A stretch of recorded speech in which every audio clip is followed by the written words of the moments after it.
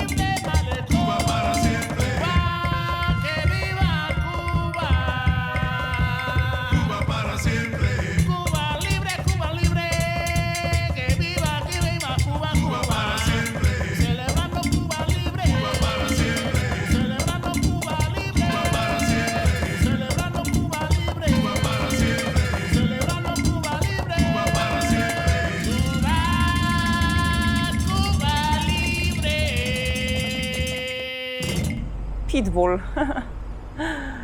A tutaj na przykład na ścianie taka ładna mozaika z kafelków, a zaraz obok fabryka cygar.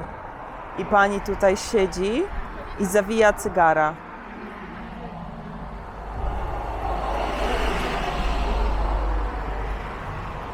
Doszłam teraz do pierwszej takiej poniekąd atrakcji, która wyjaśnia początek egzystencji praktycznie i budowania swojej przyszłości przez Kubańczyków tutaj w Miami.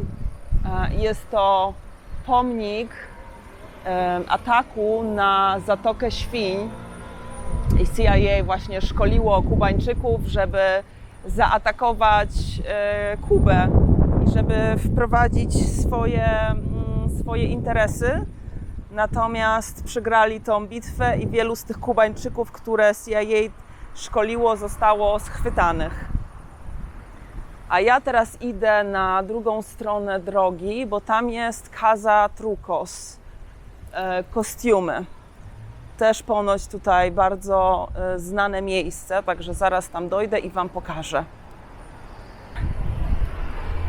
Wyczytałam właśnie, że to miejsce ma ponad 50 lat i jest rodzinną firmą i że można tutaj właśnie kupić różnorakie kostiumy i że jest tutaj ponoć szał zakupowy tuż przed Halloween i że mają jakieś też śmieszne rzeczy typu jakieś eksplodujące prezenty czy jakieś poduszki pierdzące.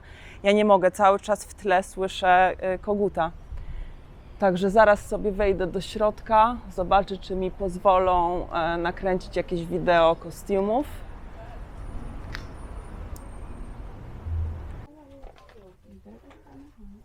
Tu jestem w środku, najprzeróżniejsze na świecie po prostu kostiumy. Nie chcę kręcić ludzi, ale pełno jest takich właśnie pierdółek. Wszyscy są bardzo sympatyczni. Od wejścia 4 osoby mnie zapytały, czy czegoś potrzebuję. Dobra, wyszłam stamtąd, bo głupio mi już było nagrywać te wszystkie kostiumy. Idę dalej Wam tutaj pokazać tą okolicę.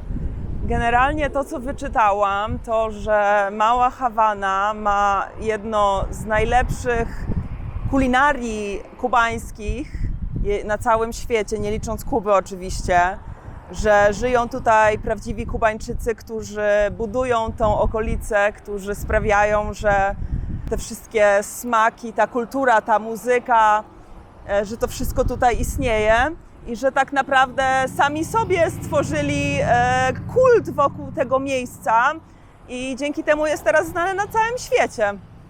Także super. Troszeczkę chwilami wydaje mi się kiczowate, ale to dopiero początek mojego zwiedzania, także dajcie mi czas na wyrobienie sobie opinii. Pod koniec tego wideo na pewno już będę miała opinię. Jak zawsze, ja to mam zawsze pełno opinii.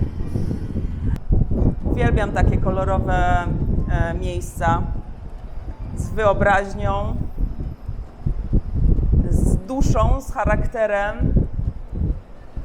Super. Dobra, lecę dalej. Patrzę dalej, co tu mogę Wam pokazywać. A przed chwilą te wszystkie koguty, które widzieliśmy, to się nazywa Aleja Kogutów. Tutaj nawet na McDonaldzie jest śliczny mural, znaczy z kafelków. To chyba najprzyjemniejszy wizualnie McDonald's, jaki widziałam. Tutaj nawet na tym kafelku frytki dali. Nie wiem, czy teraz słyszeliście tego piejącego koguta. Strasznie jest to pocieszne. No przepiękne. Tu też napój McDonalda. Ekstra.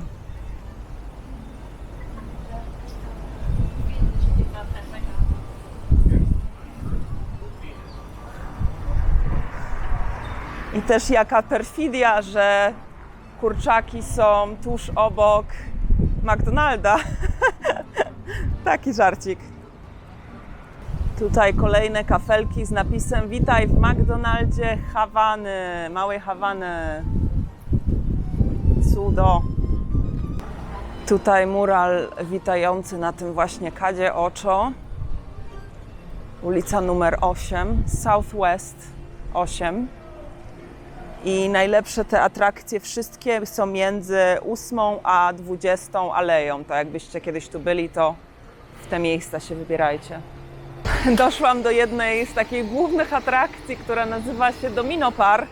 Ja myślałam, że to będzie jakiś park, a to nie. To jest miejsce, w którym emerytowani Kubańczycy grają całymi dniami w domino i popijają sobie kawkę.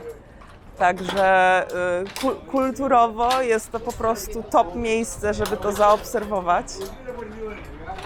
Tutaj też na ścianie są murale. Także mega. I te wszystkie stoły nawet specjalnie są przygotowane pod grę domino. Super opcja. Adiós, profesora.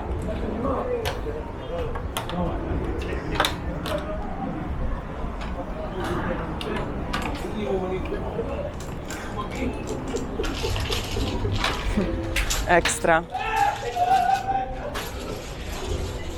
Idę dalej. Tutaj ciekawe miejsce. La Casa del Cubano. Knajpka.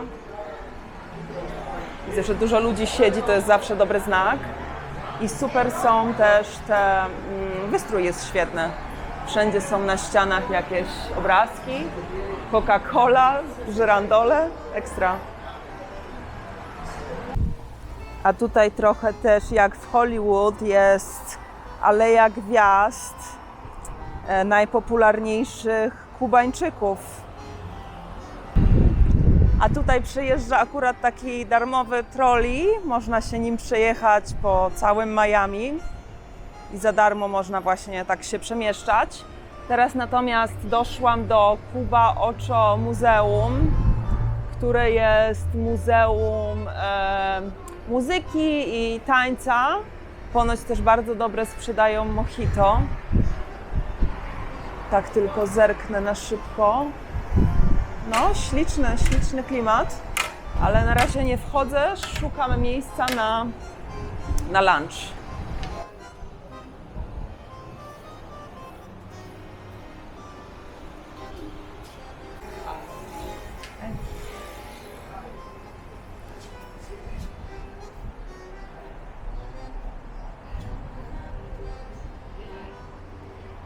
Piękne malunki.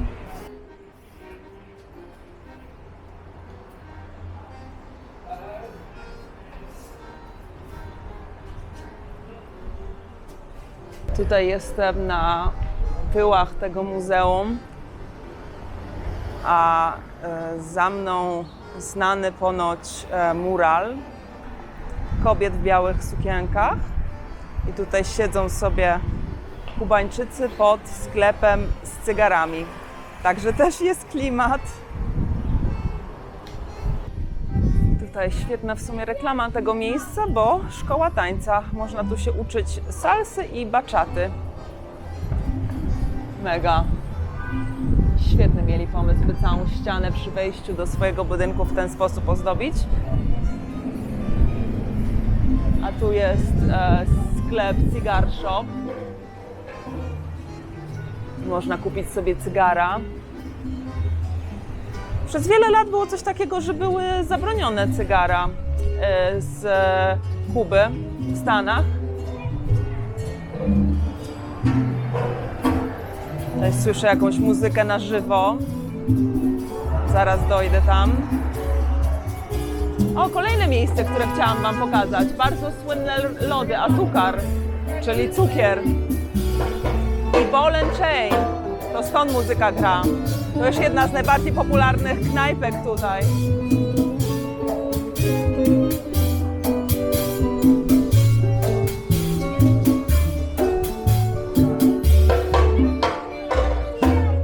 Wszystko przystrojone na Halloween.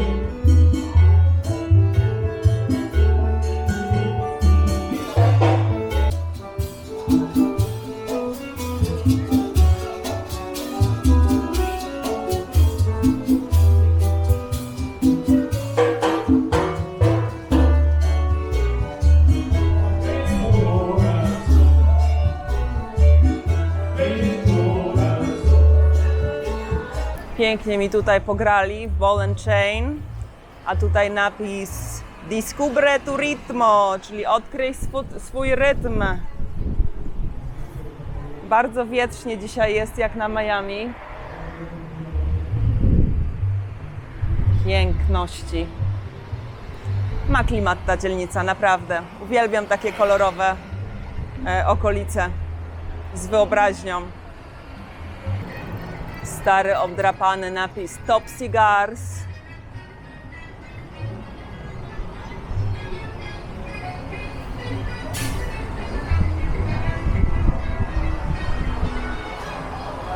Oficjalne takie centrum turysty, Visitor Center, Little Havana. I tu można różne właśnie pierdółki pokupować. Różne mapki. O. Koszulki papi. Takie klimaty.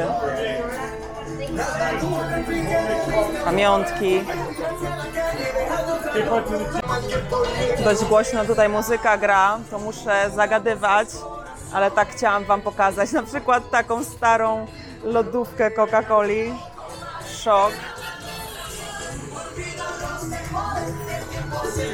Pani, która sobie tańczy do muzyki. A jak żeby inaczej?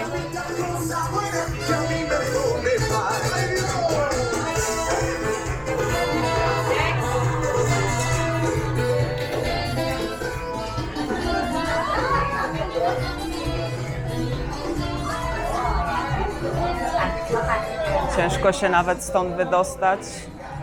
Taki tłum tutaj.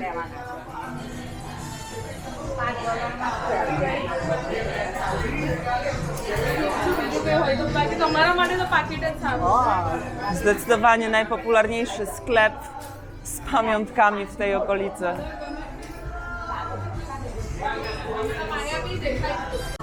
Tutaj sekcja, która się nazywa Zagubieni w latach 50. Są jakieś takie kapelusze.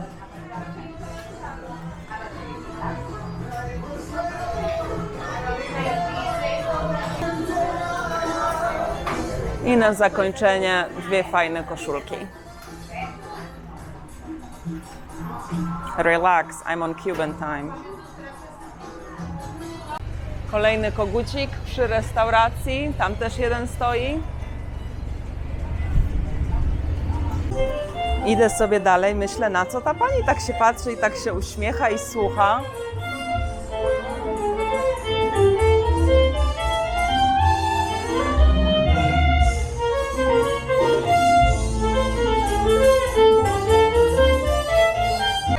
Bosko, że dzisiaj jest czwartek, godzina 13, a po prostu wszędzie muzyka na żywo. To miejsce nazywało się Alfaros, ale nikogo nie ma. Ja wolę takie miejsca, w których są ludzie, bo wtedy wiadomo, że jest dobre, tak? Ale jak jest mało ludzi, to jestem taka trochę podejrzliwa. A tutaj z kolei przechodzę koło salonu beauty. Inna, pewnie Ina, nie? Ale inna. Tam siedzi pani z wałkami na głowie. Idę dalej. Co później, to coraz więcej turystów. Im później, tym więcej turystów się tutaj zbiega. Tutaj jest coś z Jezusem, ale nie wiem, czy to co ma cokolwiek wspólnego z Jezusem, bo tu jest na przykład święty z wielkim łańcuchem ze znakiem dolara na nim. Cokolwiek to znaczy. Tu jakieś buty w ogóle leżą w rogu. El Santo. Pewnie jakaś imprezownia tutaj. Fajne są te kafelki, przypominają mi trochę Portugalię. Doszłam do Taquerii El Santo. Taco są oczywiście przepyszne, zwłaszcza w takich miejscach, które są specjalnie stworzone po to, by podawać taco. Śliczne mają wnętrza. A tutaj ten napis mnie po prostu rozwalił. Gratulacje dla narkotyków za wygranie wojny z narkotykami. Auć.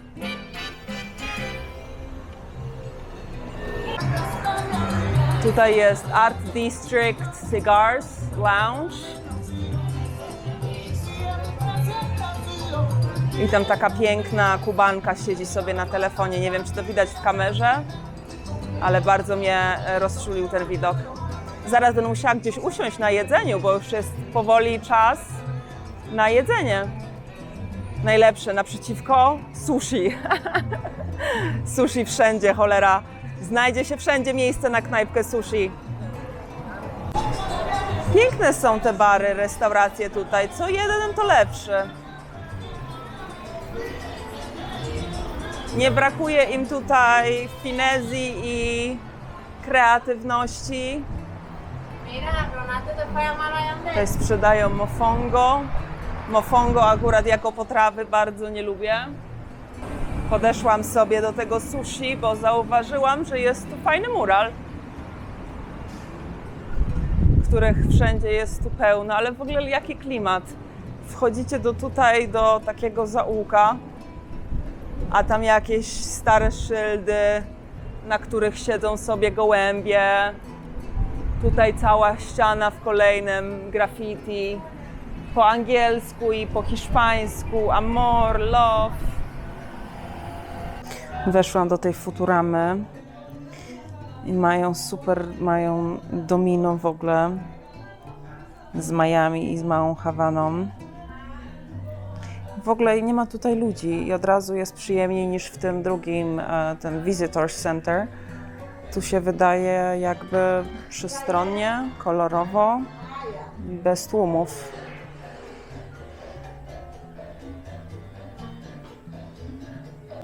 Zapytałam się pani mówi, że mogę sobie poprzechodzić tutaj, ponakręcać wideo. Nawet są strzałki na ziemi, bo tu jest galeria. Także kurczę, super miejsce trafiłam. Wow.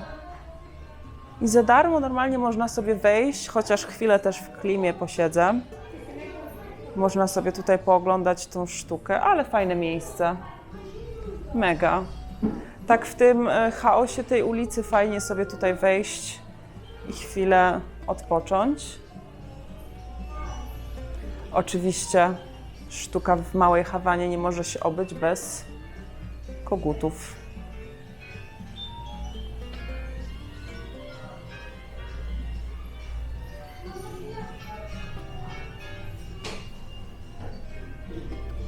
Piękne rzeczy mają.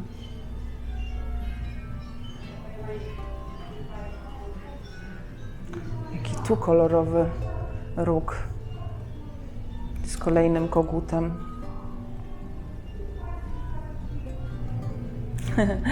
A tam na ścianie, nie wiem czy kojarzycie, bo to są lata chyba jeszcze 80. albo 90. początek, Miami Vice. Nieźle. Tutaj też się uśmiechnęłam, jak to zobaczyłam, bo są słynne obrazy, ale na przykład jest twarz koguta. Ale śmiesznie.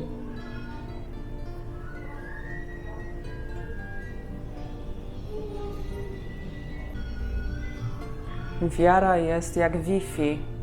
Niewidzialna, ale silna, połączona.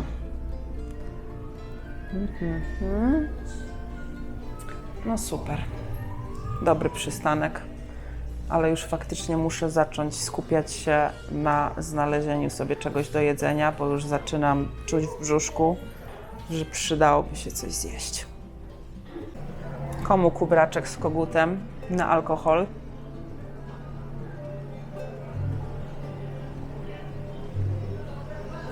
Super mają tutaj rzeczy.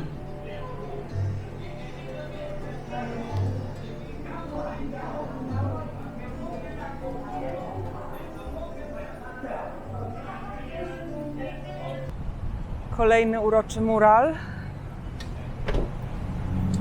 A ja idę dalej. Też następna fajna knajpka z tapasami. Tu jaki fajny sklepik. Nawet budka telefoniczna, wow! Butik, biżuteria, sztuka, ubrania. Nawet zwykły sklepik, słuchajcie, potrafi być uroczy i wyjątkowy, no. Ale mam dla Was suchara. Tam na górze jest studio paznokci, które się nazywa Polish Me.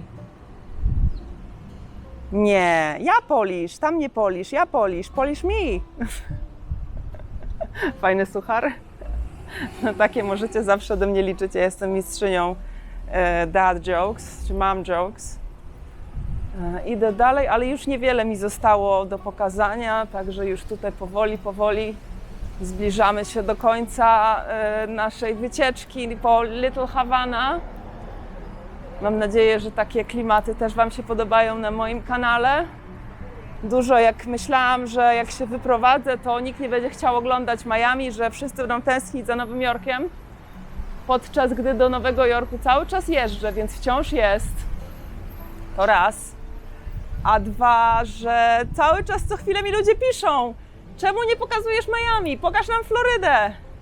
Już znamy Nowy Jork, już nam pokazałaś Nowy Jork, teraz chcemy zobaczyć Florydę. No to macie, jest Floryda. Są palmy, jest gorąc i są przepiękne murale na każdym rogu. Gdzie nie pójdę, jest jakiś mural, na przykład tutaj.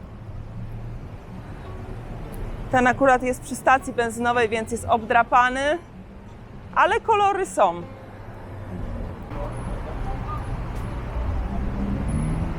Galeria sztuki, też piękna, kolorowa.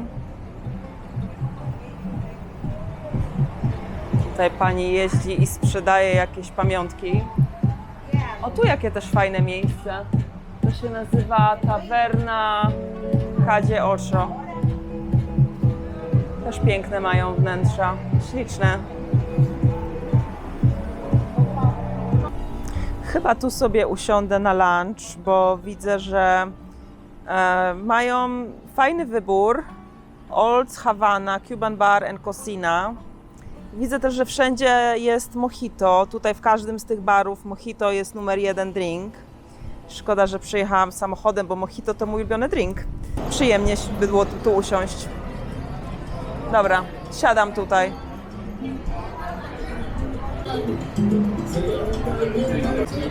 Tu usiadłam sobie na La Terraza, czyli na tarasie.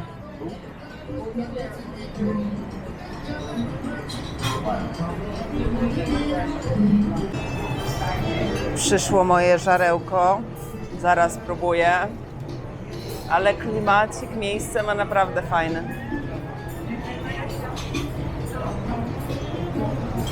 Tutaj z tyłu usiadłam, bo z przodu mnóstwo ludzi.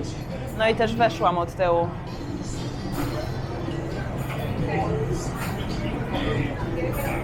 Dobra, szamamy! Mam nadzieję, że dobre. Powiem wam, że to jeden z lepiej przyprawionych kurczaków, jakie jadłam w ostatnim czasie. I tostones też są pyszne, tostones. Opowiadałam wam ostatnio w odcinku z marketu, że ja tostones umiem robić, bo mnie kolumbijska gosposia uczyła. Pyszne, polecam to miejsce. Polecam to miejsce, naprawdę dobrze tutaj zjadłam.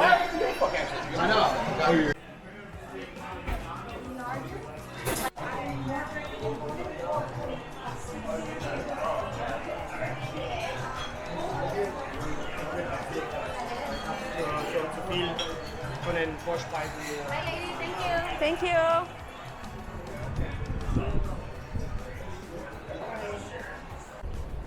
Tu jeszcze podjechałam autkiem do niby najpopularniejszej knajpki tutaj. Nazywa się Versal. I czeka się tutaj, żeby wejść. Prawdę mówiąc, ja nie jestem wielkim fanem tego typu miejsc, które są słynne, znane, w których jest pełno turystów. Może i wnętrza są ładne, jest to jakieś kultowe miejsce, ale tak jak Katz, na przykład Delicatessen w Nowym Jorku, tak to miejsce, nie wiem, widzę tam jakieś żyrandole. ¿Qué te doy? ¿Qué te doy? ¿2 y 3? ¿Te puedo dar 2 y 3? ¿Y va a comer? Cindy! Cindy! Vale, hija, siéntate. Isabel! Siéntate y va a comer. Isabel! Dobra, nie wchodzę nawet. Nie będzie to na pewno miejsce, które będę polecać, mimo że jest słynne. Ale nawet nie da się zobaczyć, jak tutaj w środku wygląda z zewnątrz.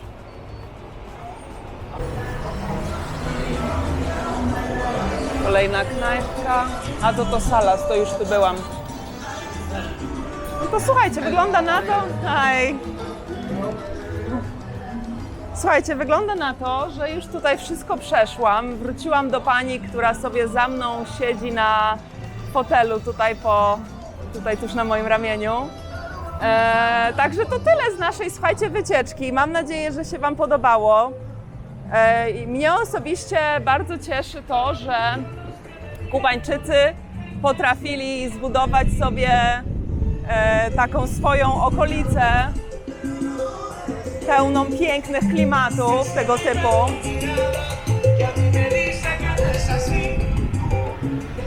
Bardzo lubię kubańskie jedzenie. Oczywiście spróbowałam go po raz pierwszy tutaj w Miami kilka lat temu. Także nie jest to jakoś bardzo popularne u nas w Polsce, więc jak już będziecie tutaj w Miami, to wstąpcie tutaj do tej małej Hawany. Zostawcie tutaj trochę grosza. Przede mną tańczy jakaś pani w złotej sukience w cekiny. Co tu się dzieje? Także jak już będziecie tutaj w Miami, to słuchajcie, mała Hawana, koniecznie do odwiedzenia miejsce. Żegnam się w takim razie z Wami. Dzięki wielkie za spędzenie ze mną czasu w tym odcinku. Idę szukać swojego samochodu i jadę dalej zwiedzać sobie Miami. Myślę, że tak 1,5–2 godzinki na małą Hawanę spokojnie starczą, żeby poczuć ten klimat, popatrzeć sobie na koguty, może kupić sobie jakąś fajną pamiątkę, na pewno napić się kubańskiej kawy i też na pewno sobie coś tutaj zjeść. Na razie, pa, do zobaczenia w niedzielę na szybkim Storytime.